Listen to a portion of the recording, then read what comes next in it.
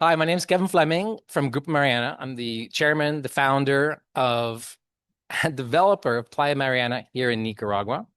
You're listening to me today because you have an interest in internationalization, which could be born from your interest to live, invest, retire, earn income, or even diversify your assets overseas. Myself, I've been involved with Nicaragua for 20 years. And you want to pay attention to me today because I am the person who has started from nothing with no money, purchased close to 1,000 acres of land and 3.5 kilometers of beachfront over the last 20 years. I've had the privilege of meeting thousands of people from around the world in over 100 different stage presentations. Our work has been featured in the LA Times, the New York Times, the International Herald Tribune.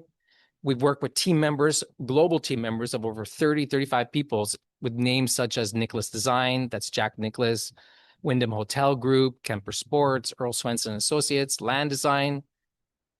During our process of purchasing land, I've spent well over $10 million in lessons learned in due diligence and how to come about a project from the ground up and buying real estate for the first time.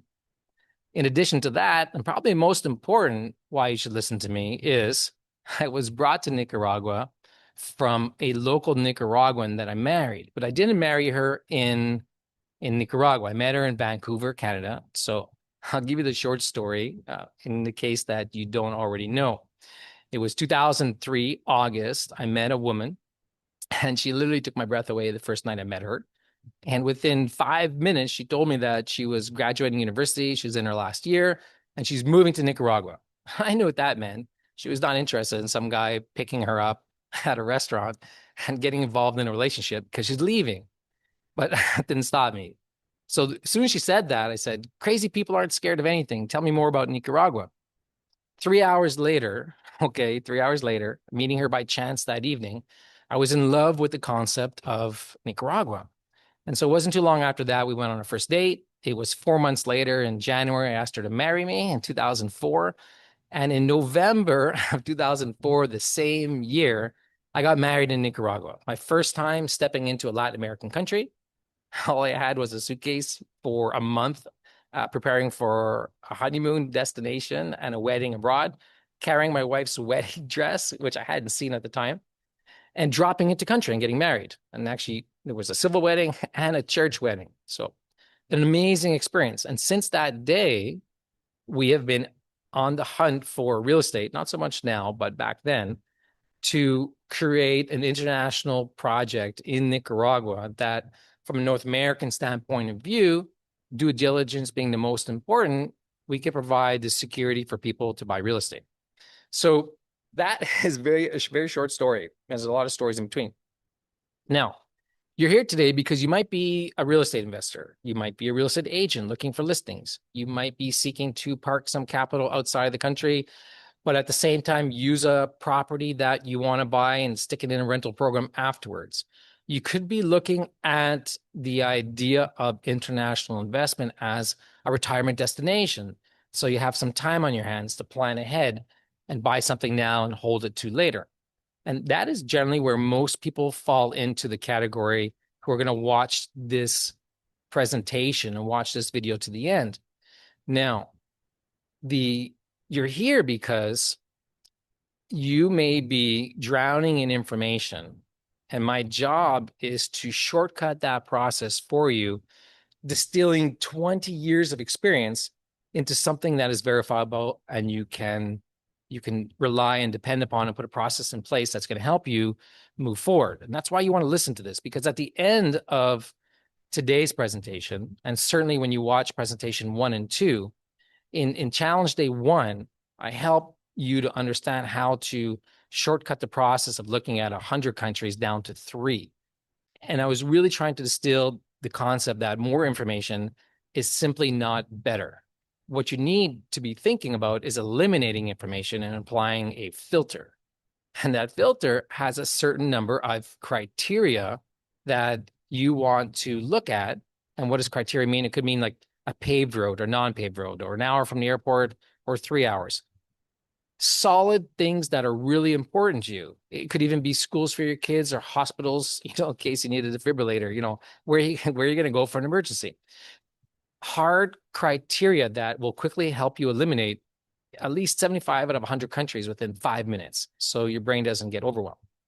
And then when you look at the challenge replay 2, we got into how do you pressure test that filter? How do you look upon the next step where you find a country and then you want to dig deeper into what is taking place in the country?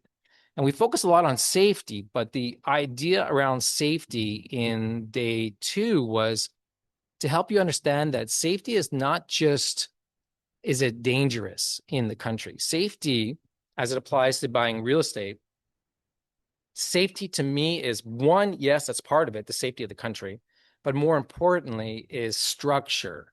How well has the structures of the government been tested? How well has the projects been tested? And safety and investing money or choosing a country, the principal thing that you want to take away from day 2 is shit happens. You're going to experience problems wherever you are, whether it be with the government or whether it be with the politics or whether it be with the project or whether it be development timelines or financial crashes. Problems arise. So the important thing is not to worry so much about what's going to happen into the future. You really want to take a closer look of the past and see how similar problems or exact problems were handled.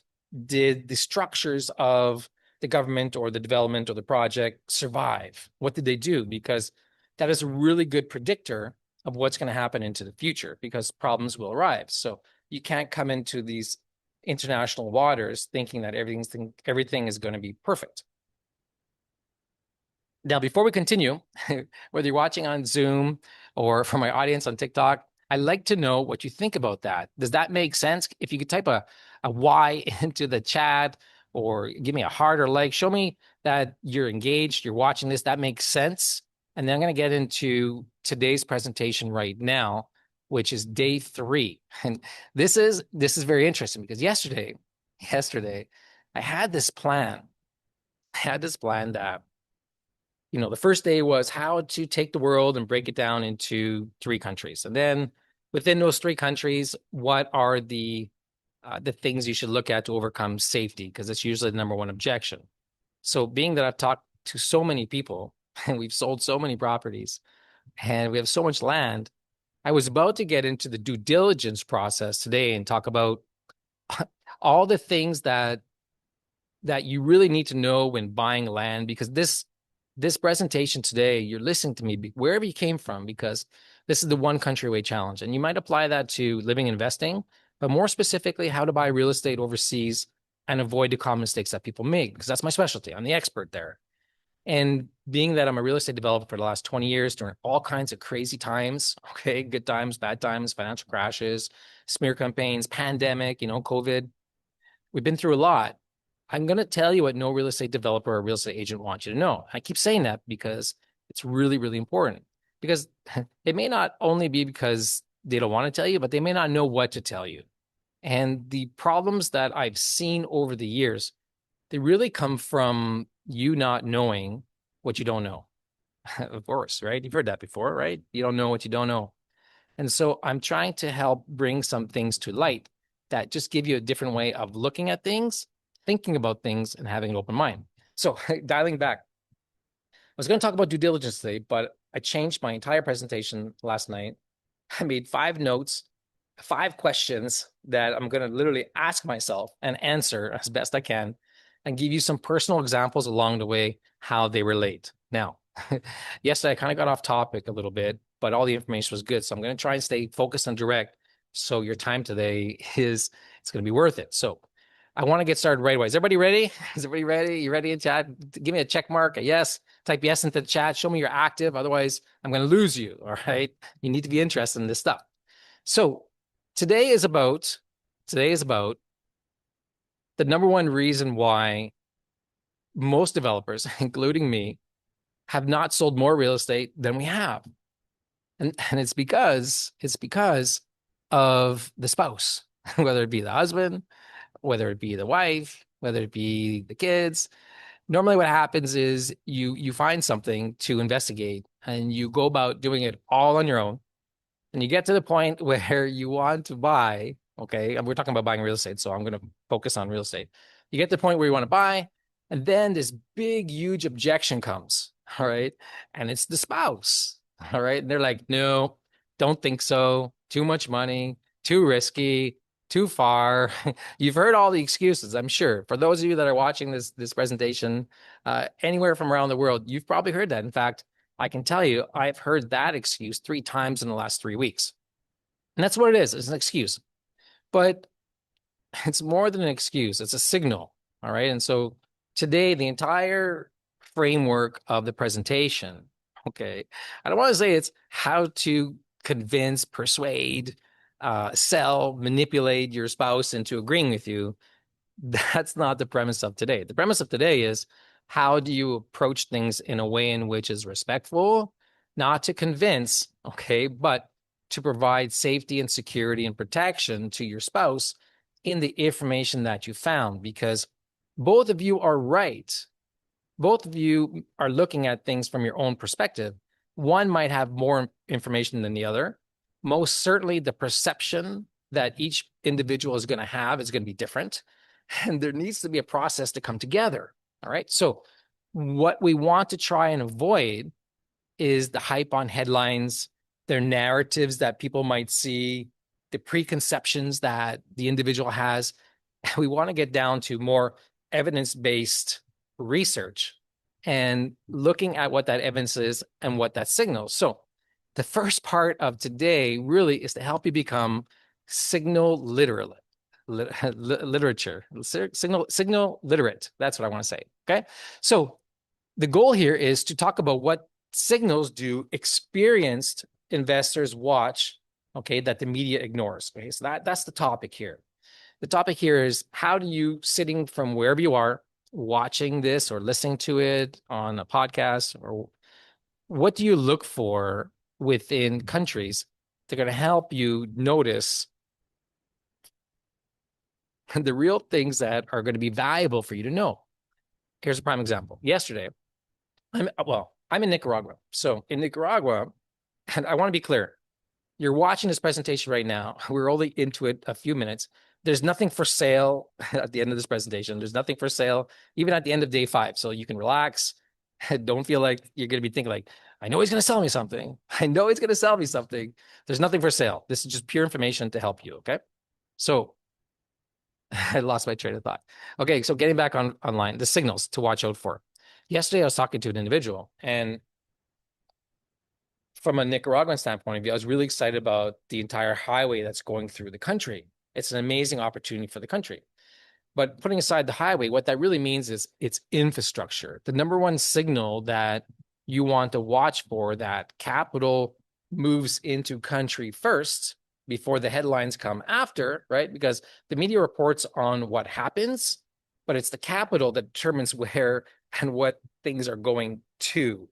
So when you're looking in a country, things like new airports, coastal highways, new developments, auto dealerships being built and constructed, 1 lane into 2 lanes on the major highways, or 2 lanes into 3, or when you go outside the general municipality area of the main capital city that you fly into, the roads are amazing, because usually the capital flows before all the people come, because no one's making this investment for nothing.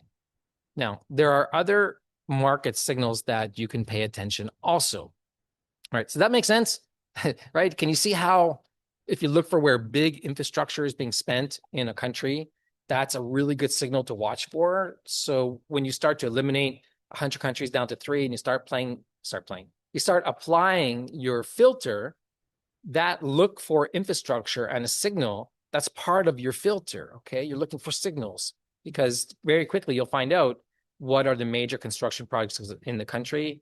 Are there new hotels going in? What is some of the investment? What's under construction? The bigger the project, the more noise they're going to have.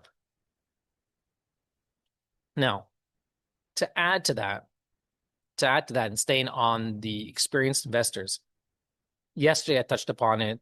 And Monday I touched upon it, but it's important to say it again in the case we have new people watching this. The big money looks at countries and where they're going to invest by four main criteria. There's more, but the four main ones are safety. Okay, and that's both safety in regards to violent crime and structures tested, both projects and government. Location, meaning where is the region located? So, for example, Nicaragua, it's 2 hours from Miami, 3 hours from Houston. How many direct flights come in? Which airlines come in? Spirit, United, okay, American.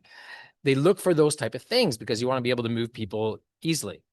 The next one is tourist opportunities. When people come into the country or big money is going to invest in projects, I'll speak specifically to real estate.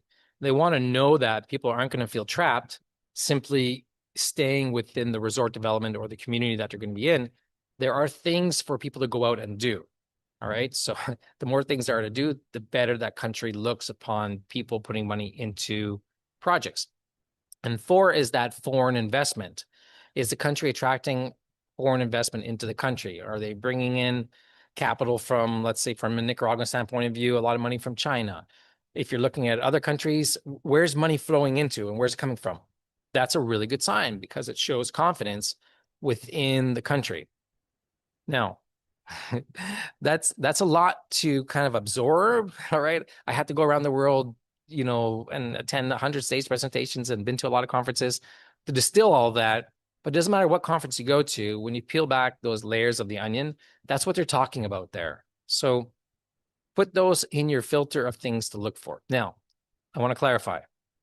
I'm not here today to sell you on Nicaragua, but I may use it as an example only because my experience over the last 20 years here is something that you can take and you can apply to any country, okay? It will work because the likelihood that the experiences that I'm having, I'm not the only one, and certainly not the only one in a country having these experiences. So moving forward. Now, I'm going to give you an idea. Here's, you guys ready for a story? Can I tell you a story?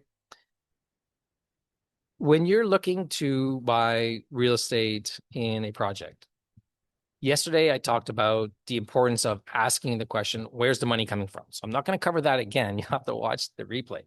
But I want to build upon that and give you a sense that when you're looking into a project, once you understand where the money's coming from or the financing, it's really important to look at the inventory of what is being sold.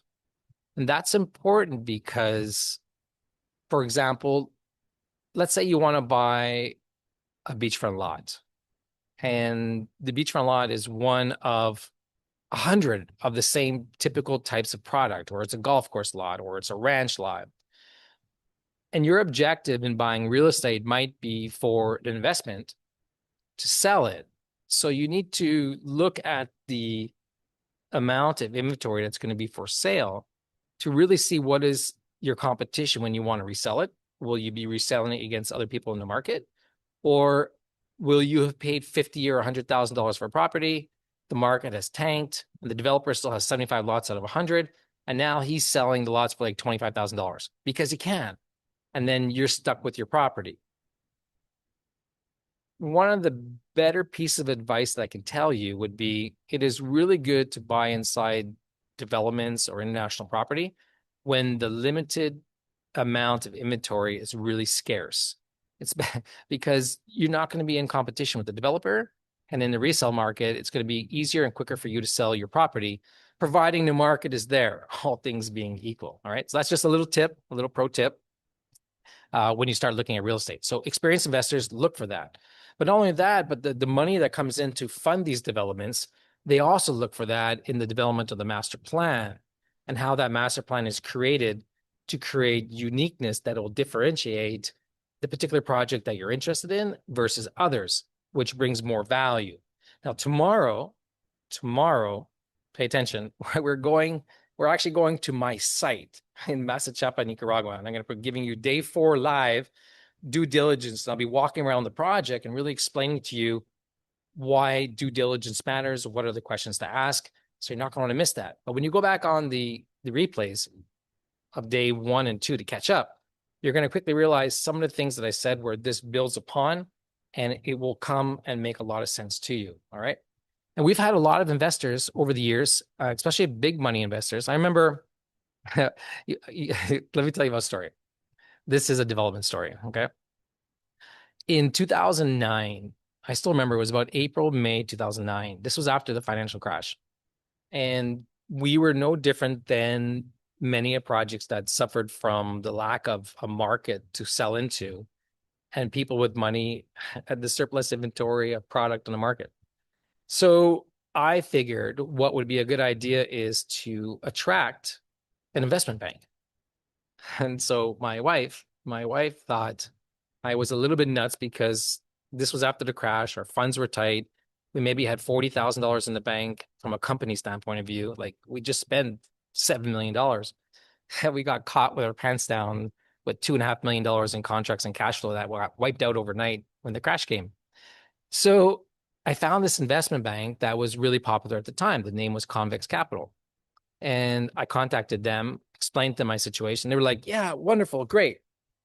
Me being inexperienced as I was at the time, I was like, yes, an investment bank wants us, a bank that has raised, tens of millions of dollars for the projects. So I flew to London. Met with them, signed an agreement, and we brought them on board. But the retainer was $25,000. So they got to work right away, and they created this nice brochure. Then they're right about to start to distribute the information memorandum to their clients. And I got hit with this. But Kevin, listen, before we do it, do you have the feasibility study?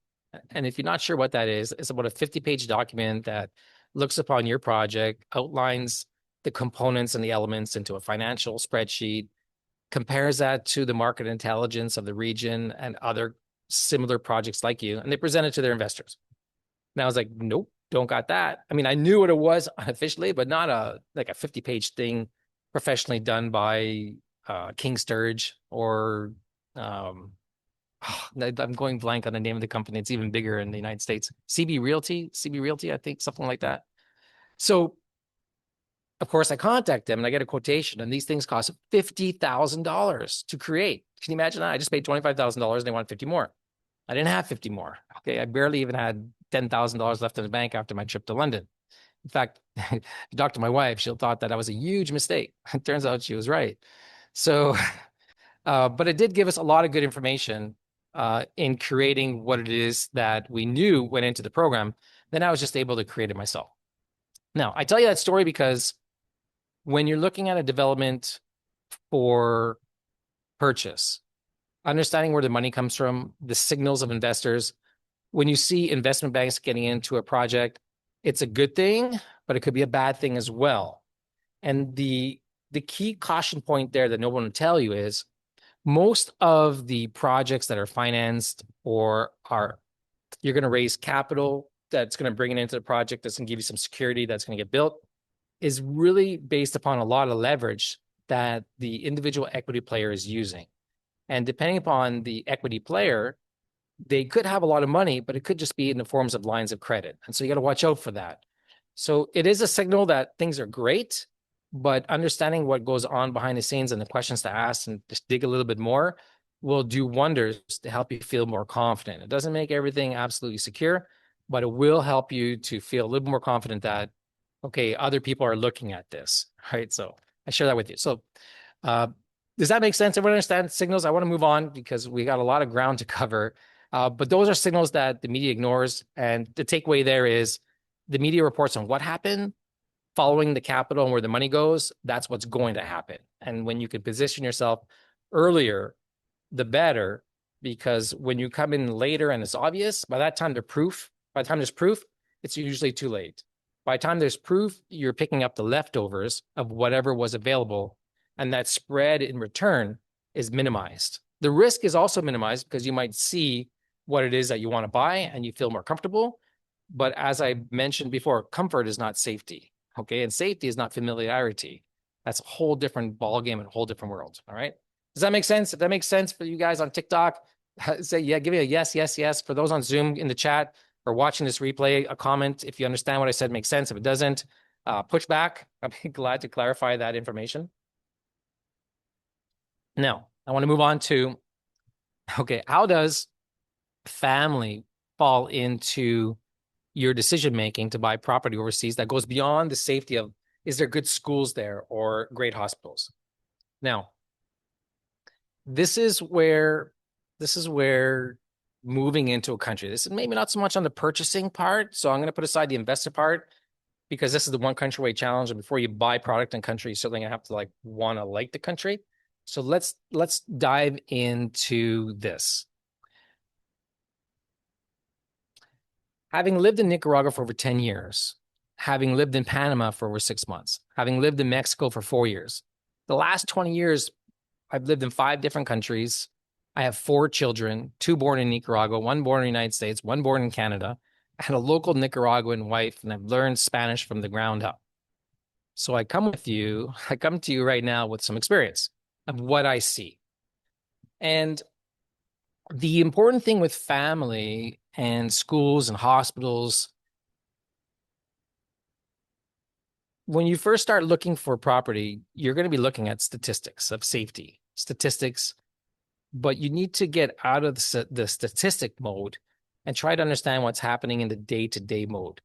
And what happens when you move to a new country, of course, you're looking at all these statistics, but you don't really understand that whether the country is safe or not until you're in the country.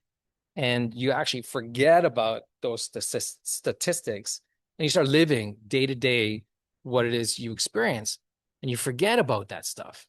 What you start looking more for the kids in the hospitals is not so much are they available because they're everywhere. Most of these countries by now have good hospitals, first class services.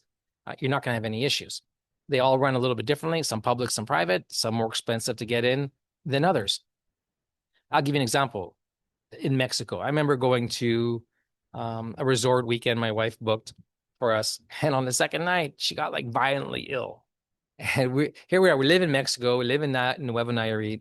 We're staying at a hotel resort and all inclusive. My wife gets sick. And on the second night, we had to go to the hospital. And the hospital was in Nuevo Nayarit, just down the way, but it was a private hospital. So we walked into the hospital. My wife is sick, and you had to pay $2,500 as a deposit just to walk in the door to be able to get looked at. Now, doesn't mean that what you're going to pay is $2,500, but depending on the lesson there is, make sure you have some credit on your credit card because that's what things cost at these private hospitals. At the end of the day, I think we spent $1,000 in the hospital. She was there almost like 4 hours and she was better. But having said that, knowing what the costs are of these hospitals, that's important. Knowing the schools that you want to go to, that's important. Schools overseas generally are very expensive. I can tell you from experience. In Mexico, well, first in Nicaragua, you could spend anywhere between $200 and $400 a month. In Mexico, you could spend anywhere between $300 to $700 a month on private schools. Most expats don't put their kids into a public school. I always wanted to, but my wife said that probably wasn't a good idea. So we didn't. Now, what happens when you go to buy real estate? Now, I'm coming at you from a resort development, but you might buy real estate in the city, okay, or in a residential development, or in Managua, or in Granada, or Leon, or Matagalpa, or some other city that's not the beach. And when you're with a family, what's going to become important is not so much the schools and the hospitals. It's going to be the development that you're in and other kids that are in and around that development. And you won't know that completely when you move in, but that is what's going to transpire. So, for example, when we moved to Mexico, our kids were 5. My 2 youngest were 5 and 6 years old. And of course, we didn't just let them go run around on their own. We did live in a gated community. I was not worried about the safety. I was more worried about the cars that would drive them by really fast up and down the streets and people looking at their phones and text messaging and not really paying attention to kids on scooters and bikes that are just like whipping through the intersection, like not looking both ways. So it scared us. But where I'm going with this is in the case that your kids speak, let's say English, I'll just use my kids for example, and they have very limited Spanish, what tends to happen is they will migrate towards other kids that speak the same language more than they're going to migrate towards kids that speak, let's say, Spanish, because it's scary for them. It's like the fear of the unknown and failure to some degree. So when you look into a community, trying to find out a little bit about who lives there is going to be really important. Now, my my best advice for you when it comes to family, security, safety, purchasing real estate in a foreign country is look at the condition of a project. If it's in really, really good condition, it generally goes to and speaks to the ability of the owners in that development to pay their maintenance fees and their HOA fees for the development to then be able to afford to look after the property. And that's a really good sign of a healthy development when you can see it looked after. And that attracts a lot of people. And then secondary to that would be the amenities that the project has. In the resort developments that are along the beach, and you'll learn a little bit about this tomorrow, so I won't spoil it. Usually collecting HOA fees is the hardest thing to do because because you're not there all the time, so you don't normally care whether you can enter the property or not unless you have something built and you want to rent it. And depending upon the rules and regulations and the covenants and restrictions, you may or may not be able to enter the property, or the guest that you rent your unit to be able to enter the property. So that could cause a problem. I laugh because in the development that I live in Mexico, at the entrance, they have this huge whiteboard, and they literally put the unit numbers and the last name of the owners on the board to basically shame them into paying. And I can't say that I've seen a name on the board longer than 2 days. So people really don't like that shaming concept, but it works. Now, what that translates into from a resort development standpoint of view is I don't think I would go that far to do that, but understanding what you're buying into and what your money's investing into, the enforceability of the maintenance and the HOA of that particular project, that's important. I'm going to get into more of that tomorrow and the details of it, so I don't want to spoil it, but it is something that you should look for when you're looking to move abroad or purchase property abroad with your family.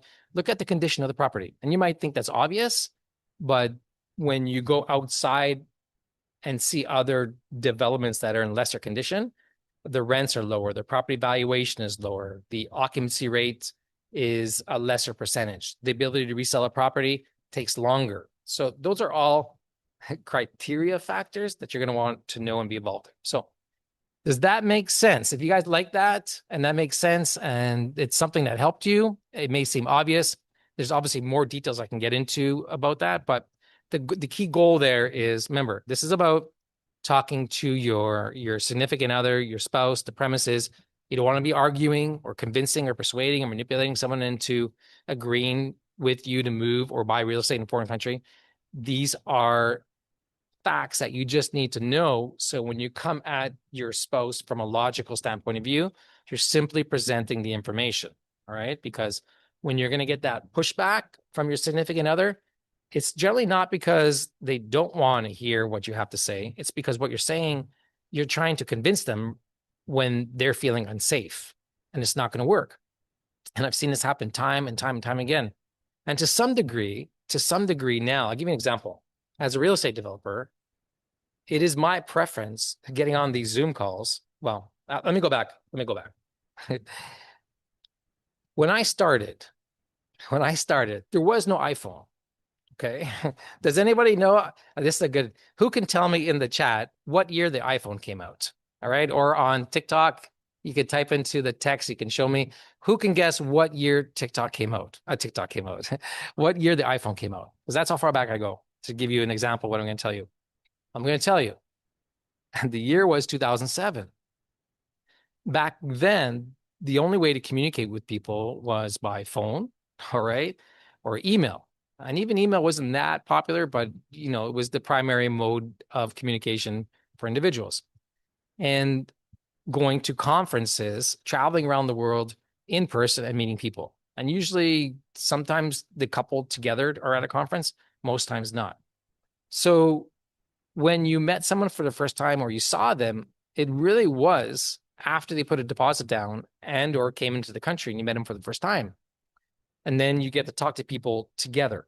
Now, with technology, it's my preference to try and speak to the husband and the wife or whatever your designated partners are called at the same time, because what one person hears isn't normally what the other person hears. And it's amazing the feedback that you get from two different people. And I see that right now as I talk to couples on WhatsApp. The husband is asking one thing and the wife is asking another. Two different priorities of what they're thinking. So it is almost unfair to put the burden on you to convince your significant other because you probably don't understand what they're thinking. It's like, who's heard of the book Men Are From Mars, Women Are From Venus? Okay. I've read that. I read that. But the premise there is, men and women think differently. Men and women have very different concerns, react to stimulation in the environment completely different. And generally, when it comes to purchasing property or talking to your significant other and avoiding that argument, the key here is not to come at it from a position of persuasion, but a position of understanding, because the other person is just simply not feeling safe. And unfortunately, sometimes safe people think the person that wants to feel safe is security or comfort, familiarity. Those are all traps. Okay. Safe is something completely different than what we're teaching about filter and criteria and stress tests and factors that we're talking about today, and how you bring up logical information to present to your significant other that they're going to look at that they can't deny. So we look at evidence-based decision making, as I said yesterday, precision in decision, and to be able to move forward from there. And that works really, really well. So that puts an exclamation point on the whole schools and hospital thing. So let's get into now, what role does lifestyle play in the compatibility of where you are?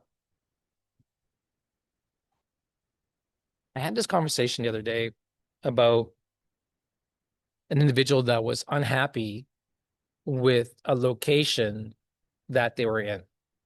And at the end of the day, that person ended up leaving where they moved to and went back home.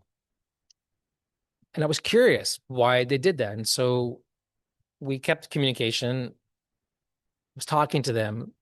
And generally the response was they just felt alone, not connected. In essence, they didn't make any friends. And I said this in another interview that I had, and it really holds true for you today. So when it comes to getting involved in a foreign country and you want to meet new people and you have this idea of this great lifestyle because maybe a buddy of yours or a relative is having this wonderful time with their property in a foreign country, and you believe the same thing's going to happen to you, the key here is fit. Not every country is a fit for everybody.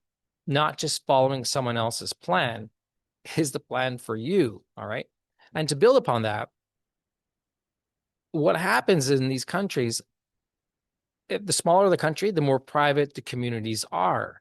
Now, I don't know about you, but you could drop into these international countries and just want to hang out in the expat communities and you're just talking to local Americans or Canadians or whatever background you have, and you stay in your little community. But the real fun is getting out into the market, into the culture, and experiencing what it has.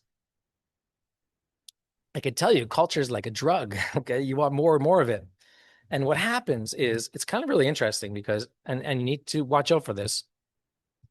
You might find yourself talking a little bit bad about your own culture, okay, which is not a good thing. But it just happens because you're so in love with this new experience that it overwhelms you. Now, that's when you first get into country.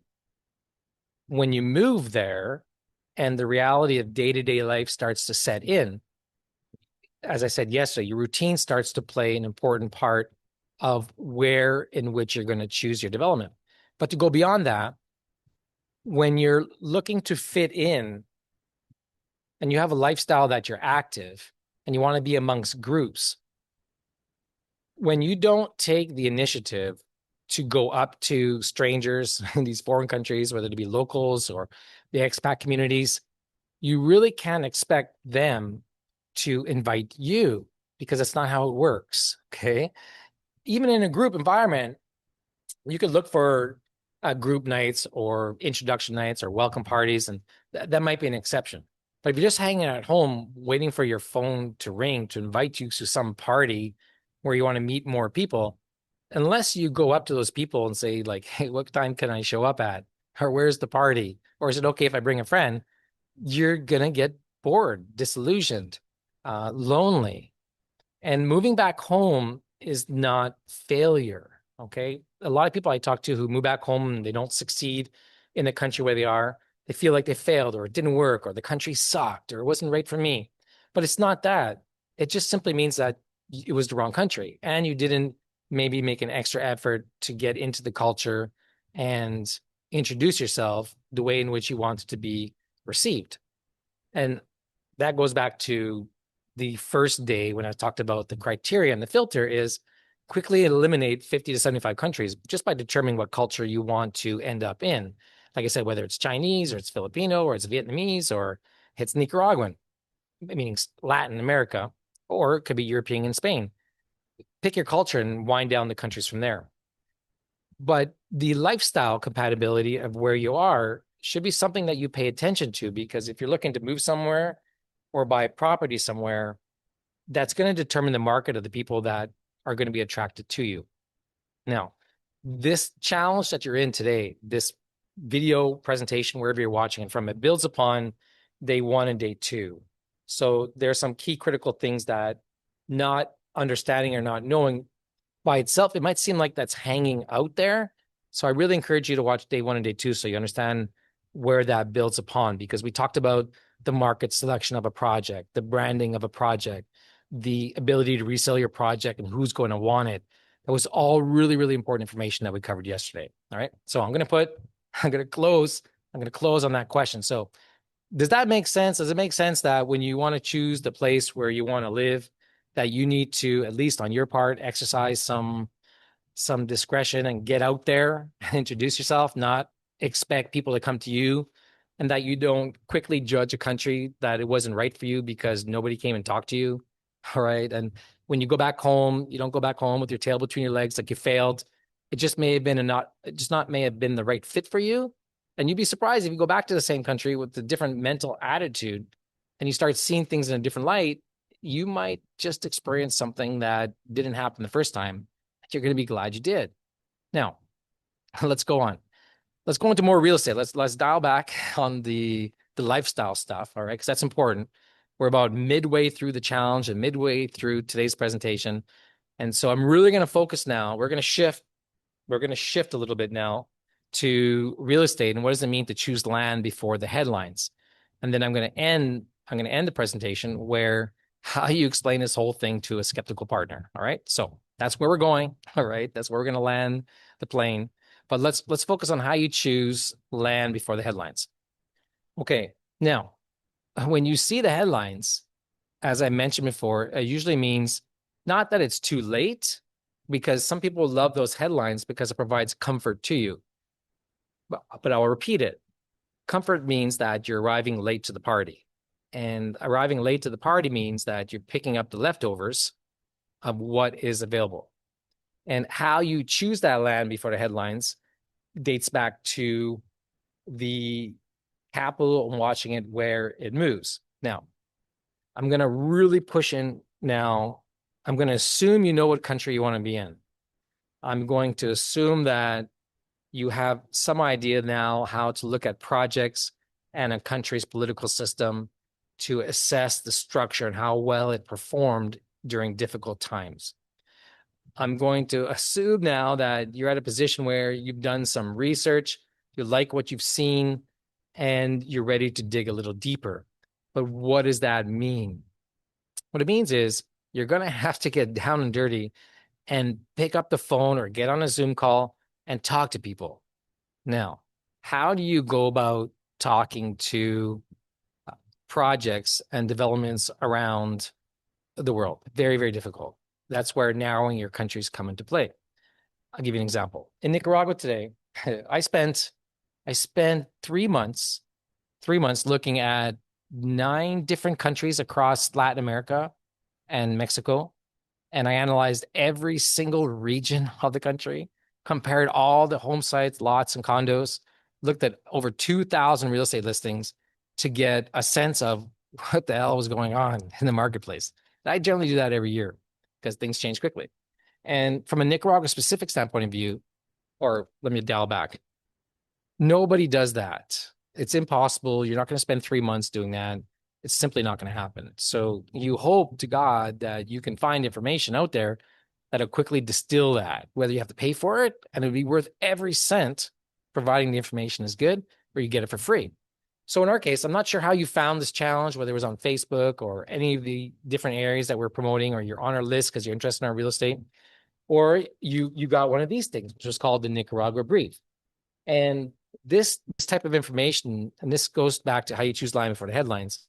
When you can find information and data, for example, the people who are interested in Nicaragua, who are coming down into the country, fellow investors like yourself who are interested in purchasing land, I show them the 13 regions across Nicaragua, multiple development projects within each region, the comparable types of lots, whether it be golf course, ranch, ocean view, beach, the types of condominiums, 2, 3, 4, 5 bedrooms, the homes, 3, 4, 5, 6 bedrooms, and where they're located and what the average price is. Now, for someone to give you that for free is amazing. Okay. So when you want that, I'm glad to give it to you. Just put in the comments you want it. Okay. And I'll send it to you. But look for that. So when you're looking at projects, whether it's in Panama, Costa Rica, Brazil, Peru, okay, anywhere, any development, ask the developer for their comparative market analysis of projects in the country. Basically, who's your competition? All right.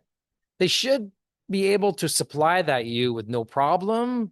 Most won't because they think it's some secret sauce, or in the case that they give you this information on the pricing of other projects, they're simply going to disappear and never come back. Those are the people who are insecure. You probably don't want to go there anyway. Or the developer may not even have that, which is another problem in itself. But this is a filter, okay? So it doesn't matter whether you follow an international living, a live and invest overseas, an escape artist, okay? Wherever you're getting your information about what is going to influence you about a project for you to decide or a country to move to, write that email, get on the chat, send a direct message, ask them for their comparative market analysis, see what they say, see what they send you.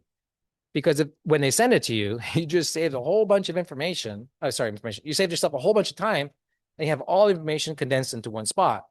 And it should speak well of the developer who will give you that information.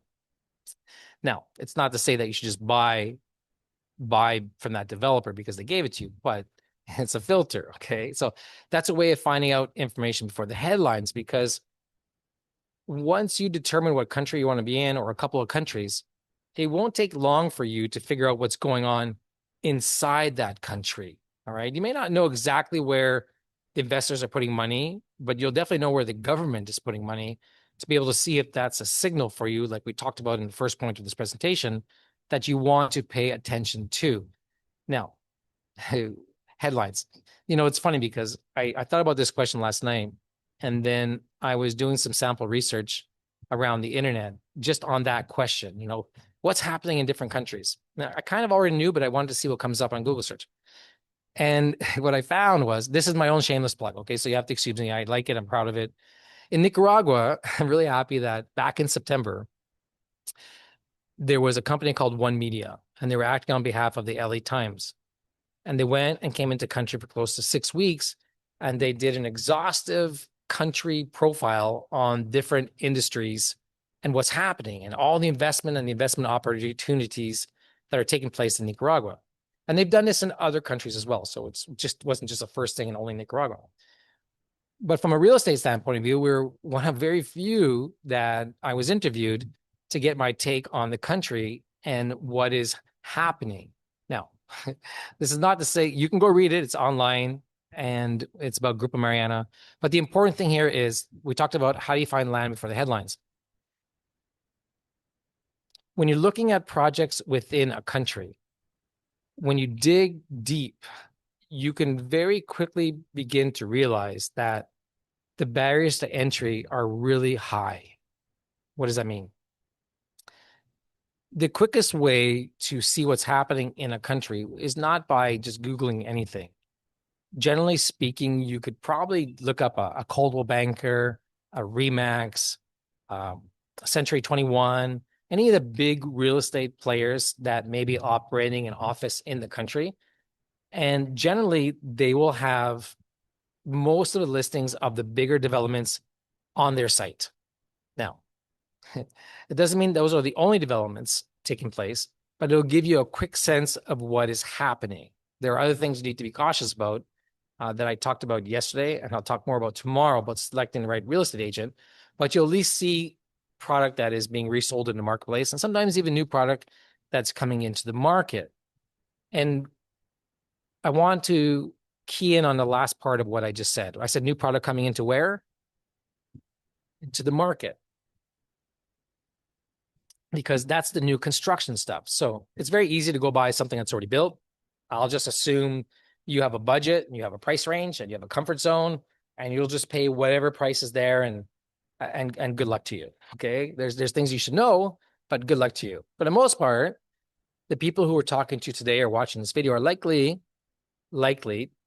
just getting started with international real estate, may not have purchased a property before. Some might not even have a passport, have no idea where to start, not speak the language, have no idea, no friends, no family, no security of knowing anything about a country, but they just know that they're looking for a plan B. They just know that they want to get some money out of wherever jurisdiction they are. And real estate is a really solid asset, particularly beachfront. So they start looking. Now, not all beachfront is created equal. Now, when you look at the development listings on real estate sites in the new construction, it's a kind of a good signal that what's coming. You can kind of get a sense of the inventory. So if you're going to buy something and your goal, or I say when you're going to buy something and your goal is to, let's say, flip it and resell it, you kind of want to know what is your competition. And so the ability for you to see what listings are out there are important. So it's a very fast way for you to see what's up and coming.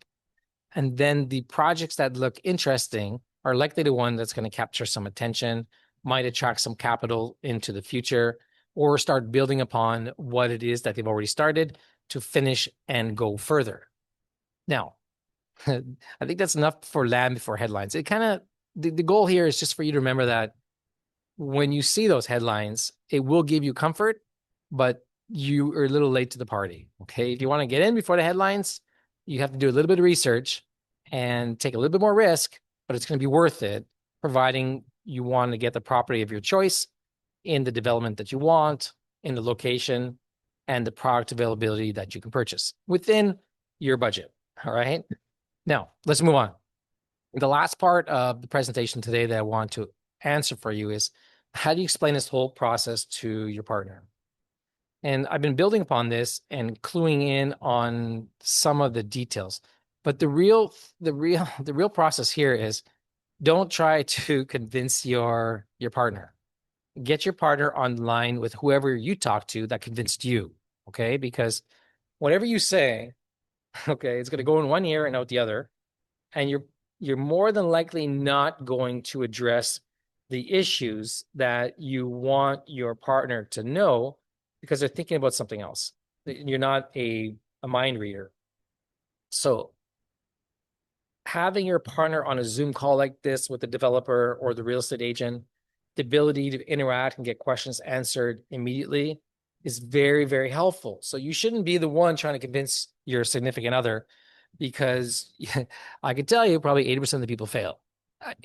In the case that we were more successful with the people that didn't purchase from us, we probably would have sold 500 properties with all the leads that we have in. But the number of times I've heard, like, it's just not the right time, or my wife doesn't think so, or my husband is not ready to learn more.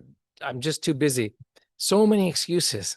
But the reality is there's something missing, and it's a level of safety in understanding what's important. And safety is not familiarity. That's what safety is going to be confused with. And familiarity is not comfort. All right. Safety is completely different. Safety is structure. Okay. Are we going to lose our money, honey? right? Is the development going to get finished? Where's the money come from? What happens in a financial crash? If there's another pandemic, how long are we going to have to hold for? What's the timeline for construction? What happens if they start construction and they stop because the contractor disappeared? We're purchasing into this property. It's got a golf course, and we're putting money into the HOA that's supposed to look after the golf course, but there's a problem collecting money. So now there's no money to maintain the golf course and it's falling apart. And now our property values are going down. I mean, like, well, what is that? 6 or 7 things I just listed right there. Those are all real things. Okay. Now, your significant other, the person might not be thinking that. They might be thinking about other things, but if just even one of those things are a thought, it's enough to derail your whole dream of what it is that you want to do. Because after all, you just spent all this time looking and researching. You've convinced yourself with the information that was given to you that this is right. You're all excited to go talk to your partner to get approval. Okay. Very seldom do I see husbands or wives making decisions to spend $100, $200, $300,000 and just do it. Okay. So there's a conversation that's going to take place. So being armed with the right knowledge to present the information is important in which way you come at it. So don't try to convince your skeptical partner. First, ask them what might they feel uncomfortable with and go about it from that position, and try to bring protection to the conversation versus the upside and return, because that never works. Okay. Unless your significant other is like a logical investment type orientated person where it's like, tell me about the details of the cash flow from the rentals and what is the average cost of closing and the fees of lawyers and what's the cost to hook up the water, things like that, and property taxes every year. Very seldom do people ask those questions. Okay. It's usually many other things.